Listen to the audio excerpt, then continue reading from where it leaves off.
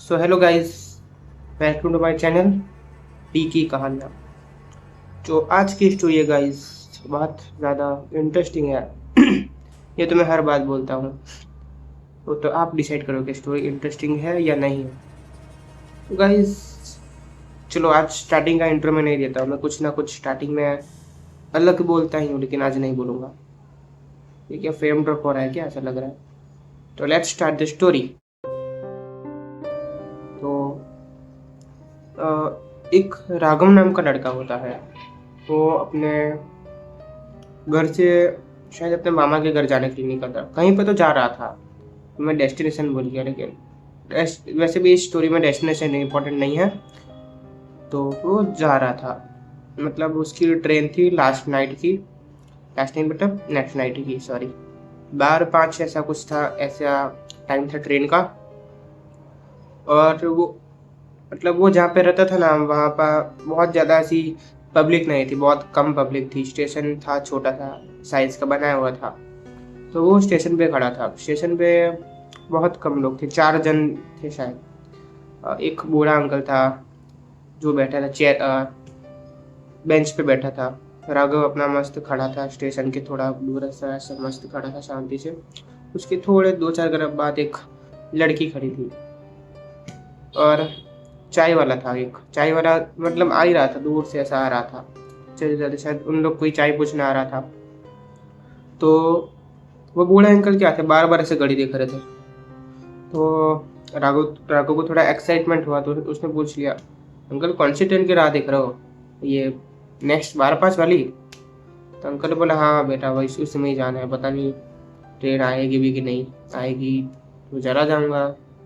राघव का अजीब लगा, ये क्या बोलते हैं, ट्रेन तो आएगी ही ना। फिर वो ऐसे ही ट्रेन की राह देखने लगा। फिर वो कोई नहीं था ट्रेन, वो लड़की, तो फिर वो लड़की पास में आई। उसने राघव को पूछा, आपकी ट्रेन में 12:05 वाली है क्या? राघव ने बोले, हाँ। तो मस्त, राघव तो खुश हो गया, भाई लड़की पूछने आई है राघव। थोड़ा फिर दोनों बात बात करने लगे। लड़की ने मस्त हंसते हंसते बोला कि मुझे लगा मैं गलत स्टेशन पे आ गई हूँ। तो राघव भी, मैं दोनों अपना बातचीत करने लगे शांति से। फिर वो जो चाय वाला था, चाय वाले का नाम था महेश। तो वो मस्त आ रहा था, इन लोग के पास आ गया और इन लोग को पूछा। फिर महेश ने 2 चाय का ऑर्डर दे दिया। लड़की को चाय पिलाना पड़ेगा, आजकल लड़कियां वैसे चाय में नहीं मानती, बहुत ज़्यादा चाहिए पैसा, थोड़ी अच्छी लड़की चाहिए। तो ओए, नहीं नहीं भाई, लड़की के बारे में नहीं, क्षमा चाहता हूँ। तो दोनों बात कर रहे थे। राघव ने भी लड़की को चाय पिला दिया, दोनों मस्त चाय चाय पी रहे थे। इतने में ही राघव ने, वो चाय वाला चाय निकल रहा था। राघव ने नहीं, उसके बाजू वाले, वो लड़की का नाम था रोशनी। तो रोशनी ने वो चाय वाले भैया को पूछा, भैया ये सामने वाले स्टेशन पे कौन सी ट्रेन आती है? सामने वाले स्टेशन था प्लेटफॉर्म नंबर 4, और ये लोग का प्लेटफॉर्म नंबर था 2। तो वो चाय वाले ने बोला कि नहीं, सामने तो कोई भी नहीं आता, वो स्टेशन तो बंद है, 1 साल से बंद पड़ा है।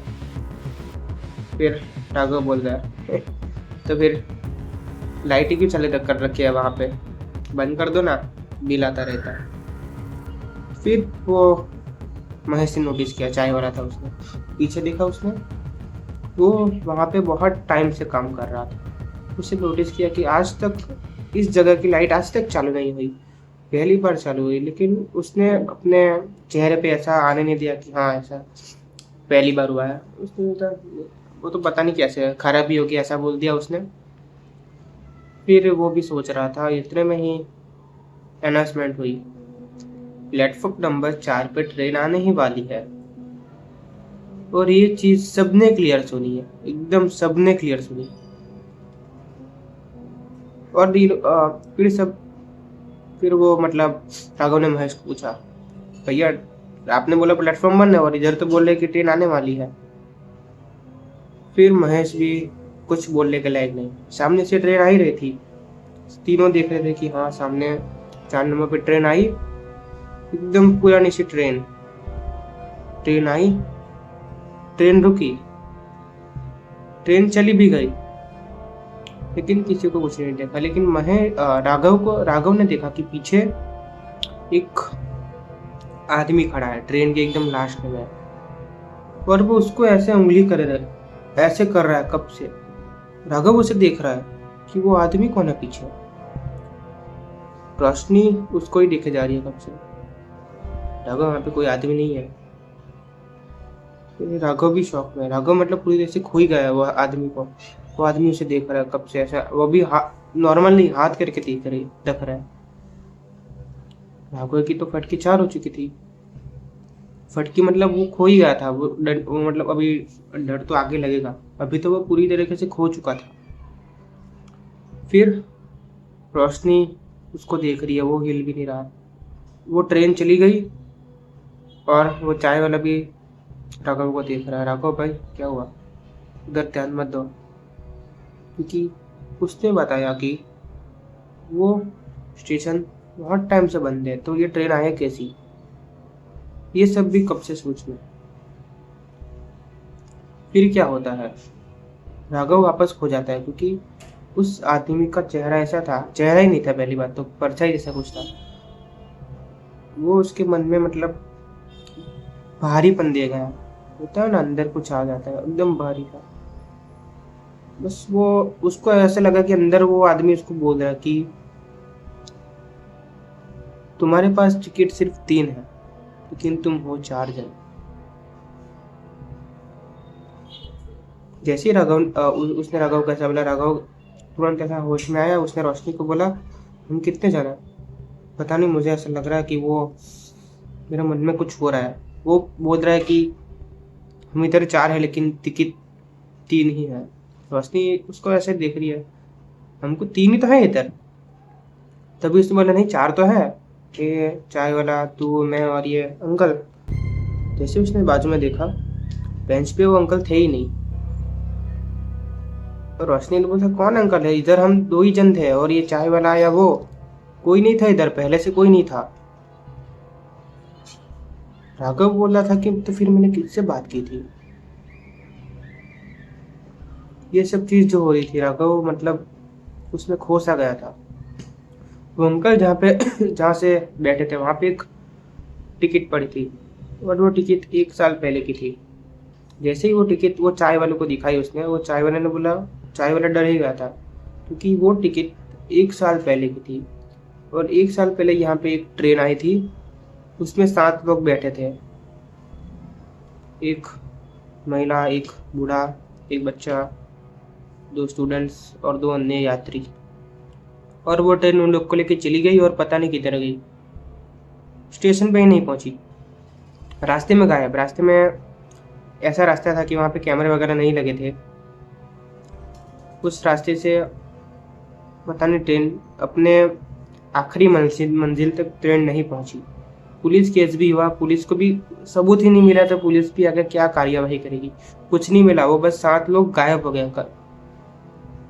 और महेश क्यों डर रहा था कब से, क्योंकि महेश सभी ट्रेन में चाय देने के लिए जा चुका था। उन सभी को आखिरी बार महेश ने देखा था अपनी आंखों से। चाय वाले को क्या नहीं पता होगा। ये सब मतलब डर ही चुके थे। इतने में ही अनाउंसमेंट हुई कि प्लेटफॉर्म नंबर 2 पर एक ट्रेन आ रही है, और दूसरे नंबर पर वो ट्रेन आ रही है, वो सब देख रहे हैं। फिर इन लोग को थोड़ा चैन के साथ है कि हाँ हमारी ट्रेन आ गई। और जैसे ही वो ट्रेन आके रुकी, और रात को वैसे ट्रेन तो खाली ही थी, लेकिन उस ट्रेन में जाने से ये चाय वाले ने उनको रोक दिया, उस पर मत जाओ। ये दोनों पूछ रहे क्यों, क्योंकि वो ट्रेन सेम टू सेम वैसे ही दिख रही थी, मतलब कलर तो सेम ही था, लेकिन उस चाय वालों को ऐसा लगा कि इसमें नहीं जाना चाहिए। क्यों? राघव ने उनकी बात नहीं मानी, वो ट्रेन में चढ़ गया। ट्रेन में जैसे ही वो चढ़ा, वो ट्रेन वैसे पूरी तरह खाली थी, लेकिन एक चीज उसे देख के थोड़ा शौक दी गई। ट्रेन में एक बच्चा बैठा हुआ था, छोटा सा, अकेला। वो बाहर खिड़की में से देख रहा था सामने की तरफ, प्लेटफॉर्म नंबर 4 की तरफ, कब से उधर ही देख रहा था। राघव ने उसे देख के पूछा तुम अकेले हो? उस बच्चा कुछ जवाब नहीं दे रहा था, कुछ भी नहीं। फिर उसने उधर देखते देखते ही राघव का नाम बोला, राघव। जैसे ये बोला राघव, खत्म। राघव मतलब हिल चुका था। लेकिन फिर भी राघव ने हिम्मत करके पूछा, तुम अकेले हो इस ट्रेन में?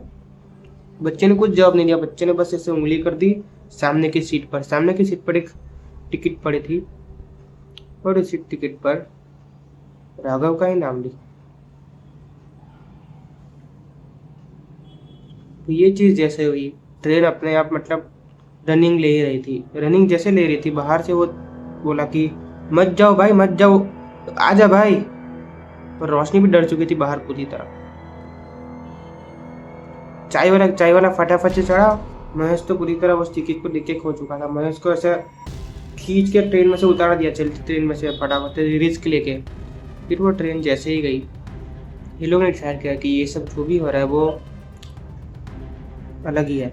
वो लोग गए तुरंत स्टेशन मास्टर के चैम्बर में।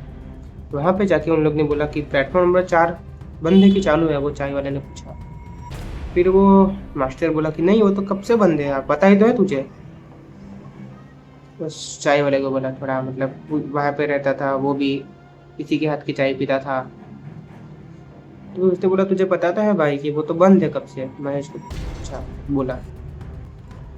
फिर महेश बोला कि वहाँ पे अभी अभी एक ट्रेन आई थी और हम सब ने उस ट्रेन को देखा। तभी स्टेशन मास्टर बोल रहा है कि नहीं, ऐसा नहीं हो सकता। भी उनके 4 जन थे ना, 3 वो और एक स्टेशन मास्टर, सबके सामने वो ट्रेन वापस आई सामने की तरफ। और ट्रेन जैसे ही गई सामने, कोई उतर रहा हो ऐसा लग रहा है। ट्रेन चली गई और सामने वो 7 लोग उतरे थे। तो स्टेशन मास्टर ने तुरंत तुरंत वो खिड़की बंद कर दी, सब कुछ बंद कर दिया। और राघव और मतलब रोशनी और महेश को तो पता ही था, वो फाइल दिखा दी अंदर से कि ये 7 लोग थे जो वहां पे मर गए थे। केस अभी भी चालू है लेकिन कुछ मिल नहीं रहा, 1 साल से वो बंद है। राघव ने नोटिस किया कि वो बच्चे का तो फेस दिखा ही नहीं था, लेकिन जो बूढ़ा था उसने देख लिया कि ये वही बूढ़ा था। कि उस मतलब उसका चेहरा देख के उसकी फट गई कि जिससे उसने बात की वो एक जिंदा जन नहीं था, कुछ कोई और ही था। ये जो भी हो रहा था, ये सिर्फ जो हो रहा था ये सब देख ही नहीं पा रहे थे। उसने भी खिड़की बंद कर दी थी। सुबह तक कोई निकला ही नहीं। राघव ने भी घर जाना कैंसिल कर दिया, रोशनी ने भी कैंसिल कर दिया। फिर सुबह हुई, ये लोग निकले, कैमरा वगैरह देखा। एज इट इज कैमरा में तो कभी कभार कुछ दिख जाता है, अगर उनकी इच्छा हो तो। समझ रहे हो ना, किनकी इच्छा भी नहीं, मतलब ऐसा कुछ टाइमिंग मैटर करता है। जब हमारी फ्रीक्वेंसी और उनकी फ्रीक्वेंसी मैच हो, ऐसा कुछ हो, तो हमारी आंखें उनको देख सकती है, वरना ऐसा नहीं होता। हम उनको नहीं देख सकते। आप समझ रहे हो ना मैं क्या बोल रहा हूँ, किनको नहीं देख सकते। कभी कभार बस कुछ लोग को ऐसा दिख जाता है, और कुछ टाइमिंग भी ऐसा होता है कि वो वापस रिपीट होता रहता है, जो घट एक्सीडेंटल वहाँ पे केस जो भी बना होता है, क्योंकि उन लोग को मुक्ति नहीं मिलती।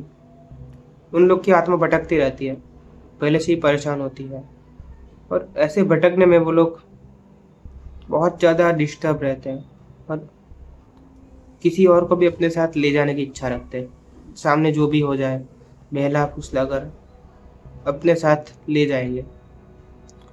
ये फिर ये लोग पूरी रात नहीं निकले। अगले दिन सब घर पर लौट गया, सब भूल गए क्या हुआ था। मतलब राघव भी बस में चला गया और ये रोशनी भी सब चला गया।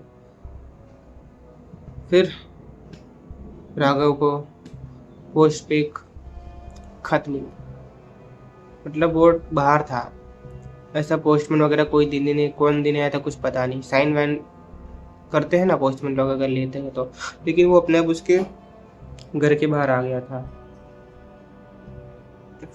उसमें लिखा था कि तुम क्यों चले गए थे? तुम्हारे 3 के लिए मैंने पूरे 7 जन को उतार दिया ताकि तुम आ सको मेरे साथ। ये जैसे ही पढ़ा, राघव वापस वही सोच में पड़ गया। लेकिन इस बार उसने सब कुछ ध्यान नहीं दिया। इस बार वो घर पर था। घर पे काफ़ी सारा सपोर्ट होता है, पता है ना, फैमिलीज का सपोर्ट होता है। उसने वो खत फाड़ बाड़ के सब कुछ फेंक दिया। लेकिन घर पे, अगर आप घर पे रहो और घर पे आपका मॉम डैड है, ब्रदर वगैरह है, तो आप उन लोग से बस थोड़ी बात करो। फ्रेंड्स तो बहुत, फ्रेंड्स जाने दो, लेकिन सबसे पहले आपका जो भी सपोर्ट होता है फ्रेंड्स जाने दो।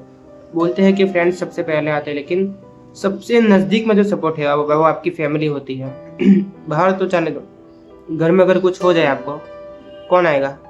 फ़ोन करने लायक भी आप रहोगे? बाजू में मॉम डैडी होगे, वही सपोर्ट करेंगे ना। इसलिए सबसे पहले हमारी प्रायोरिटी होती है मॉम डैड, वही हमको सपोर्ट करते हैं हर चीज़ में। तो बस that's it guys, this is the story.